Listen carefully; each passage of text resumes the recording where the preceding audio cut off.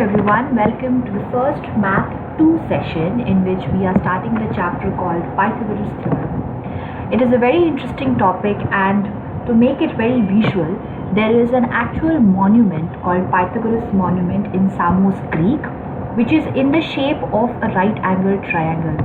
It is in tribute to the scientist Pythagoras, the mathematician, and you can see this monument is actually in the shape of a right-angled triangle because his theorem is based on all the triangles which are right angle, that is one angle is 90 degree.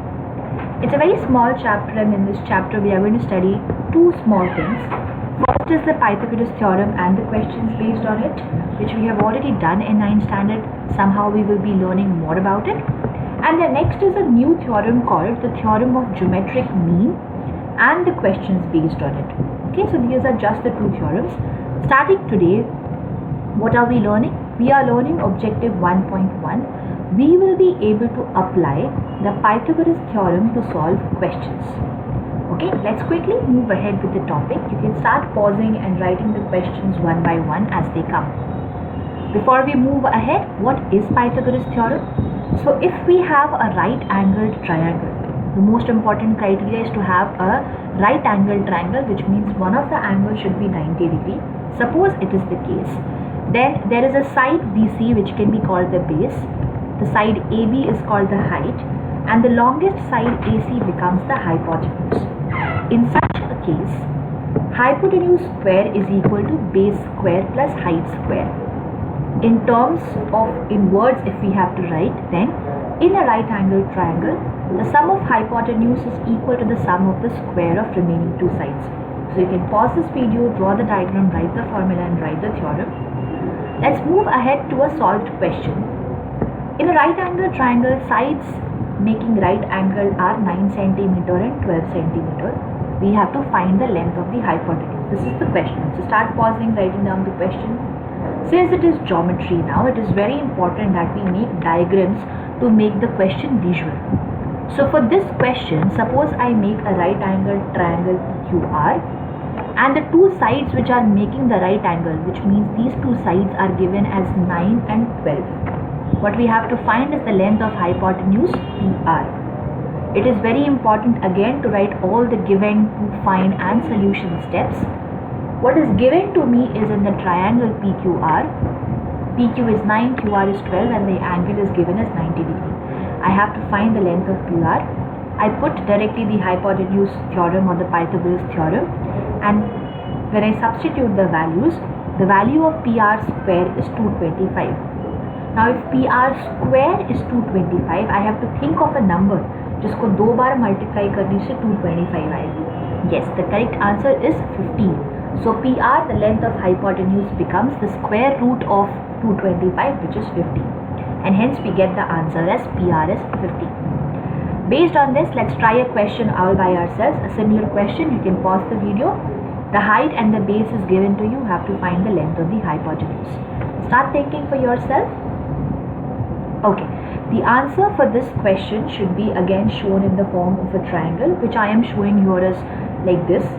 The length of the hypotenuse finally that you will get is 30 centimeter. You will get 900, and the square root of 900 will give you 30 centimeters. Let's move ahead from here and to see another question.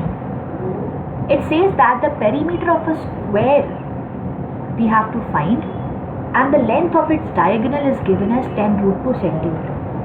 Let's visualize this again in the form of a diagram. I have a square. Suppose I name the square as ABCD. The length of the diagonal, so let's first draw a diagonal. The diagonal is the line BD, and it is given that the length of diagonal is 10 root 2. I have to find the perimeter. To find the perimeter, I need to know the sides of the square. Okay. I assume that all the sides are A. Because it is a square, all the sides will be equal, even if it does not look like draw a square in your notebook. All the sides will be A only. Now let's focus only on this triangle, which is BDC. Okay, triangle BDC. This is a right angled triangle because the angles are 90 degree in a square. The length of the hypotenuse is given to me. I don't know the other two sides. What can I do? Let's put this down. in the formula that we know of the Pythagoras theorem. Okay. When I put back the values after substitution, this is what I will be getting. Pause the video, check the steps for yourself. If DC and BC both are A, I can put down as A square, A square. A square plus A square is 2A square. And when I open this up, it is 10 into 10 into root 2 into root 2. Root 2 into root 2 will give you 2. And then to find A square, I am going to divide it again by 2. So these two get cancelled, and what I get finally is A square is 100. Now if A square is 100, it gives me A as 10. Now if one of the sides is 10, it means the perimeter is 4 times 10, that is 40 centimeters. Perimeter is what? It is the boundary of the square. So it's 10 plus 10 plus 10 plus 10, which is 40. So finally the perimeter of the square becomes 40 centimeters. Based on this, let's solve another question by yourself. So pause the video again, write down the question. This time the diagonal is 10 centimeter. You have to find the side and then the perimeter. Doing a similar thing again. Okay, first try for yourself. This would be how your square should look like. Now the answer in this case, if you can think about, here, A square should come as 50. When you get A square as 50, A would be under root 50. Now 50 is not a perfect root. Then what do? I do prime factorization, and I get the value as 5 root 2 after simplification, which means one of the side is 5 root 2. And what is the perimeter? It is 4 times this. So I multiply 4 into 5, root 2 will remain as it is. So the perimeter becomes 20 root 2 centimeters. This was some kind of questions that we can solve using Pythagoras theorem. The next thing that we need to know is called the Pythagoras triplets. Now what are these? Before we move ahead, triplets are nothing but group of 3 numbers. For example, 1, 2, 3 is a triplet, 3, 4, 5 is a triplet. But not all groups of numbers are Pythagoras triplets. There's a specific criteria. Let's see this with an example. Suppose I have 2 triplets, 3, 5, 4, 4, 9 and 12. I have to check whether they are Pythagoras triplets or not. How do I do that? I take the greatest number. I make the square of the greatest number and I check if it is the square of the other 2 numbers or not, which is just like Pythagoras theorem. तो आप क्या करेंगे? इन तीनों में जो सबसे बड़ा number है उसको लीजिए, उसका स्क्वायर करेंगे और चेक करेंगे कि it is equal to the square of the other 2 numbers और नॉट. वैसे यहाँ पे भी किया, 12 सबसे बड़ा नंबर था, उसका स्क्वायर किया, and we are checking if it is equal to the square of other 2 numbers are not. Let's solve this and check if they are equal और not. I move ahead to solve this. 25 is equal to 25. Oh yes, they are equal. What about the second one? I solve it. I do not get that 144 is equal to 144. The 2 numbers on both the sides are not the same. Hence, 354 becomes a Pythagoras triplet. 497 is not a Pythagoras triplet. So what is a Pythagoras triplet then? If I take the sum of the largest number, it should be equal to the sum of other 2 numbers, which is Pythagoras triplets follow the Pythagoras theorem. This is the Pythagoras theorem, right? Hypotenuse is the largest side and we add the other sides ka square. The same thing that we do over here.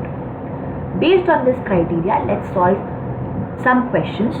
But to do that, you need to remember the square of all the numbers from 1 to 20. So you pause the video, write down in there all these numbers in your notebook and धीरे धीरे याद करो. ये नहीं कि एक ही दिन में आपको सब कुछ याद करना है, बट आप धीरे धीरे जब सॉल्व करते रहोगे, बार बार इस टेबल को देखोगे तो आपको ऑटोमेटिकली याद हो जाएगा.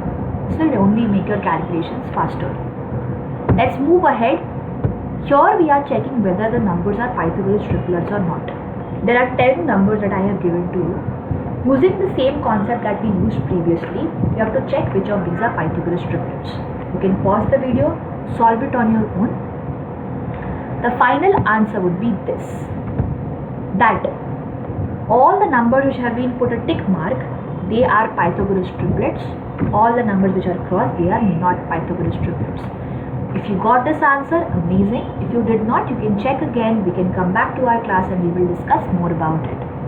Thank you so much everyone for watching this video. Have a nice day. Bye-bye.